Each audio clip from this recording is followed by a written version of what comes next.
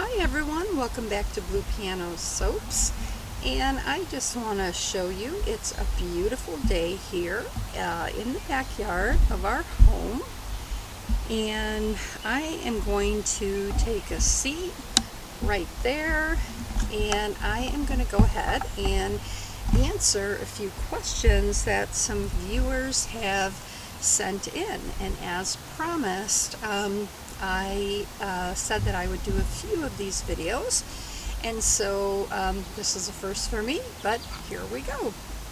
Hi guys. So one of the questions that I get asked often is, where do I buy my soap supplies? And there's a couple answers to that. I would say about 80% of my soap supplies come from Brambleberry. I really like Brambleberry. I like just the company as a whole. I love Anne-Marie Fiola, who started Brambleberry, and I like to give them my business because I think they have excellent customer service, and they also they do a lot for the soaping community.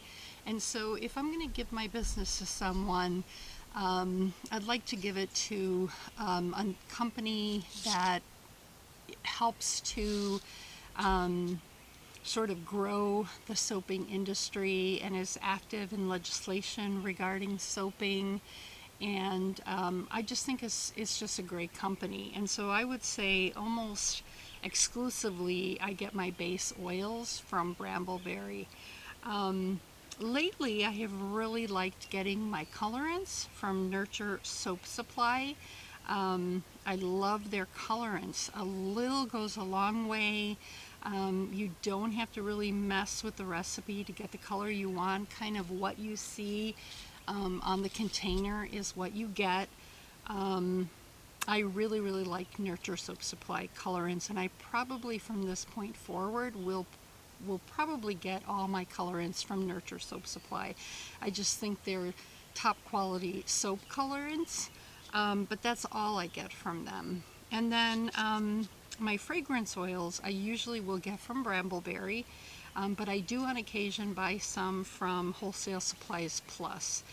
Sometimes Wholesale Supplies Plus will have a great sale going on, and I do buy some Crafter's Choice fragrance oils. Another thing that Wholesale Supplies Plus is really good for are purchasing molds, utensils for soaping, but a lot of utensils, bowls, spatulas, things like that I get at the dollar store, you guys. The dollar store is great for beginning soapers. I think you can get a lot of your stuff there. And then I also, my packaging pretty much almost exclusively comes from Amazon and the dollar store. My cellophane bags, they all come from Amazon. It's just so easy to order on there, and they come straight to my door, and I get them really quick, and so almost all my packaging comes from Amazon. The second question I get asked a lot is, what other YouTubers do you watch? In other words, do I watch? And I will tell you that my absolute favorite is Eden Secret. I love Karen from Eden Secret. I think she has been a staple in the YouTube soap making video community since the very beginning. I think she was one of the very first soapers that decided to make videos for soapers. I love Karen's accent. I could just listen to her all day. She has tons of videos, and I love the fact that she's kind of been there and done it all. She started her business making melt and pour soap, and then she progressed on to have a shop, and the shop failed, and she went on then to become a successful YouTube soaper, and I just like her journey, and I think she's just great. So she's one of my favorites. The close tie for second, I would have to say, is Ami Rivera, and I don't think she posts any videos recently or lately. I think she was more popular a couple years ago. She was very popular when I first started about 5 years ago.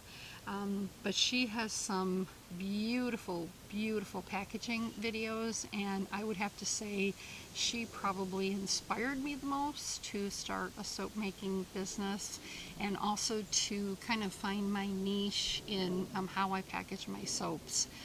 She seems like a really, really sweet lady, and it's really joyful to watch her videos. I also watch La Fille de la Mer. Ariana Arsenault, I think is her name.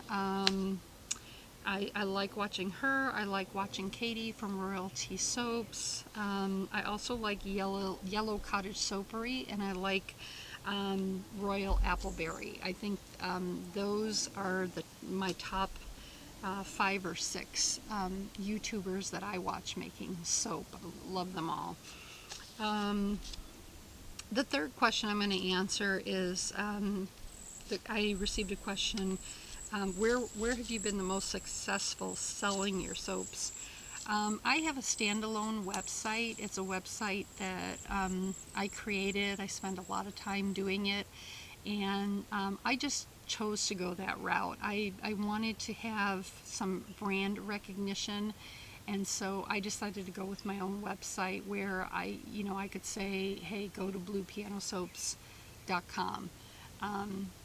You can sell on Etsy, and I'm certainly not opposed to doing that. In fact, I'm kind of starting another business as well, and that business might be a little bit more apt for me to sell on Etsy, and so Etsy is something I'm going to check out. But I have checked it out as far as the soap business goes, and there are an awful lot of soapers already on Etsy. And the problem with Etsy is that Etsy does not really let you personalize anything. It doesn't really become your brand. If someone buys something on Etsy, they're going to say, hey, where'd you get that? They're going to say, oh, I got it on Etsy. They're not going to say, I got it on Blue Piano Soaps on Etsy. So it's kind of the difference between wanting your own branding, I guess. I really wanted to be successful at doing that, and I wanted more than just an online shop. I wanted a branding experience, and so Etsy was not a good choice for me. I used Wix to create my website, and it was very user friendly, and I think it worked out really well. That's just an avenue that I chose. As far as vendor events, I did vendor events more when I was first starting out, and I think it was a matter of wanting to kind of gain that self-confidence that people would buy my soaps, would like my soaps. And so I did more vendor events earlier on, but I do less of them now. I just don't have the time, quite frankly. Pretty much now I sell my soaps through my website. It's just, people know the website and they know the branding, and I don't have to do as much marketing for it anymore.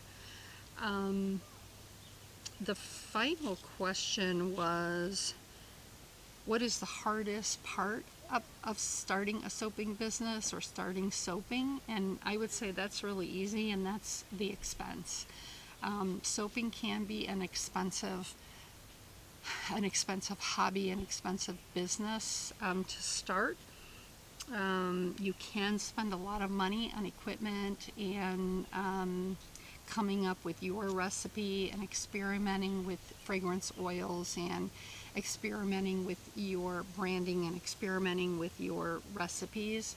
And it's not cheap, it just isn't. So I would say that's probably the hardest part. But I think a caveat to that is that once you have your base utensils and your base equipment, then obviously you can use that for many, many years to come. If you buy a soap loaf cutter, you're not going to need to go buy a second one anytime soon. So I think it might be hard starting out collecting those initial items, but once you've done that, you're good to go. And I can tell you it's very addicting, and I certainly encourage anyone to do it, but you do have to be aware there are a lot of soapers out there, and there are a lot of people that want to make a living making soap.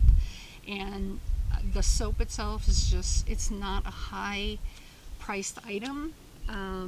It's a low cost item, and so you have to sell a lot of soap with not a huge profit margin for each of your loaf, each of your soap slices, I guess I'm trying to say. So you have to sell a lot of soap to be able to make a living doing this. And you have a lot of competition. So you have to keep that in mind. I don't think it's ever going to pay your mortgage. My soap business certainly does not pay ours, but I love doing it, and I'm going to continue to do it, and I really encourage anyone to get into it. So those were my top 4 questions that I wanted to answer for this quick video. I hope you enjoyed it. Please give it a thumbs up. Don't forget to subscribe to my channel, and keep sending in those questions. I will answer some additional questions in a couple of videos from now. I have a couple of things already planned for the next few videos, but if you keep sending in those questions, I promise to answer them. Bye guys, have a great Sunday.